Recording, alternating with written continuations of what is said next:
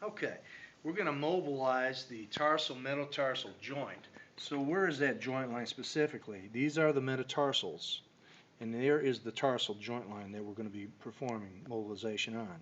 So basically, we were going to take the patient and we're going to put him in a sitting position and place his foot up on the edge of the table so that I can stabilize the cuneiform bones and I can mobilize each individual metatarsal bone with relationship to these cuneiforms and cuboid.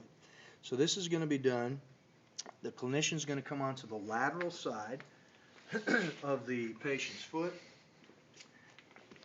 And a great way to do this is starting off at the first ray is to palpate down to the joint line of the first ray. I find the MTP and I trace down that bone line so that I can find, as soon as I find that joint line, that's where the cuneiform starts. So from that position, my hand is going to wrap around the cuneiform bone, and I'm going to put that underneath and wrap around cuboid and cuneiform all into my web space of my hand.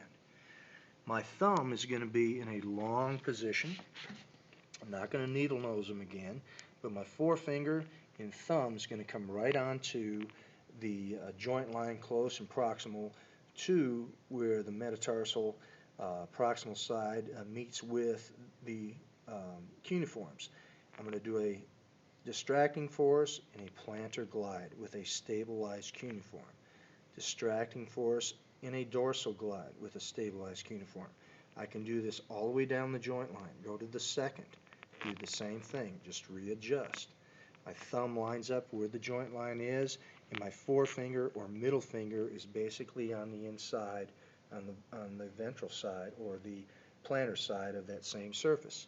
Once again, do a small distraction, do a plantar glide through the thumb, small distraction, and do a dorsal glide. Now, in this case, to get to the third, fourth, and the fifth, I'm going to come around onto the other side of the patient.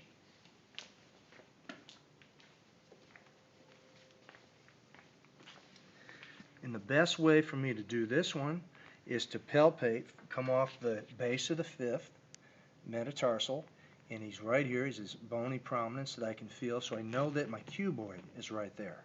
So from this position, my index finger is right just next to the base of that metatarsal, and I'm on the cuboid and on the tarsus bones.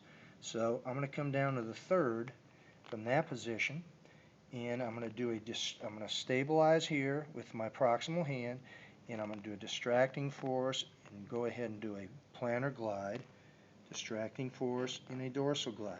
Come to the fourth. Find that joint line. He's right here. I'm going to take him, distract him, push him into a plantar direction. Take him, distract him, take him into a dorsal direction. Come to the base of the fifth. Very easy to palpate. Readjust my hand so I'm stable on the cuboid. Do a distracting force, do a plantar glide. Distracting force, dorsal glide. Why am I doing that? I'm trying to create some motion into the foot. There's not a lot of motion that's being felt with this mobilization, but every little bit counts and helps with the overall movement of the foot and the overall laxity that needs to take place in the foot in order to function properly. This also can be done in a seated position, as well as putting the patient in supine and taking a towel and making sure the knee's bent up so that the ankle is in a neutral position.